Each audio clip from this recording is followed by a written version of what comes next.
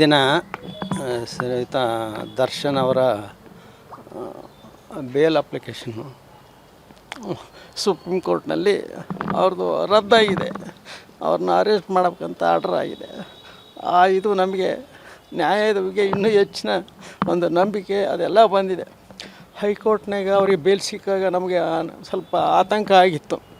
ಆದರೆ ಸರ್ಕಾರದವರು ದೊಡ್ಡ ಮನಸ್ಸು ಮಾಡಿ ಇದೊಂದು ವಿಶೇಷ ತನಿಖೆ ಅಂತಂದು ಸುಪ್ರೀಂ ಕೋರ್ಟ್ಗೆ ಅಪೀಲ್ ಮಾಡಿದ್ದು ನಮಗೆ ಭಾಳ ಇದಾಗಿತ್ತು. ಅದರಂತೆ ನ್ಯಾಯವಾದಿಗಳ ಒಂದು ತೀರ್ಮಾನ, ನ್ಯಾಯಮೂರ್ತಿಗಳು ಇವತ್ತು ಆ ಬೇಲ್ ರದ್ದು ಮಾಡಿದ್ದಾರೆ. ಅದಕ್ಕೆ ನಾವು ಇಡೀ ಕರ್ನಾಟಕದಲ್ಲಿ ಏನು ತಿಳಿದೋದೇನೆಂದರೆ ಯಾವುದೇ ಅಪರಾಧಿ ತಪ್ಪಿಸೋಕ್ಕೆ ಸಾಧ್ಯ ಇಲ್ಲ ಅನ್ನೋ ಒಂದು ಹೈಕೋರ್ಟ್ ಸುಪ್ರೀಂ ಕೋರ್ಟು ಎಲ್ಲರಿಗೂ ತಿಳಿಸ್ಕೊಟ್ಟಂಗಾಗಿದೆ. ಇದರಿಂದ ನಮಗೆ ಒಂದು ರೀತಿ ಸಮಾಧಾನ ಇದೆ. ಸರ್ಕಾರದ ಬಗ್ಗೆ ಮತ್ತು ನ್ಯಾಯಾಂಗದ ಬಗ್ಗೆ ನಮಗೆ ಹೆಚ್ಚಿನ ಇನ್ನೂ ನಂಬಿಕೆ ವಿಶ್ವಾಸ ಹುಟ್ಟಿದೆ. ಮುಂದೆ ಇನ್ನೂ ಕೂಡ ಈ ಕೇಸ್ನಲ್ಲಿ ನಮ್ಗೆ ನ್ಯಾಯ ಸಿಗುತ್ತೆ, ಅಪರಾಧಿಗಳಿಗೆ ಶಿಕ್ಷೆ ಆಗುತ್ತೆ ಅಂತ ನಂಬಿಕೆ ಇದೆ.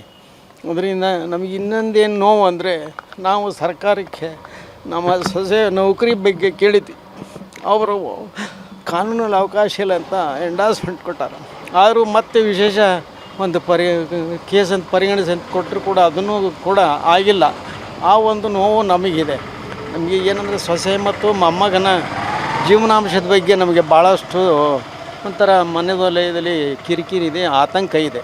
ಅದನ್ನು ಏನಾರು ಮಾಡಿ ಸರ್ಕಾರ ಒಂದು ಪರಿಹಾರ ಮಾಡಬೇಕು.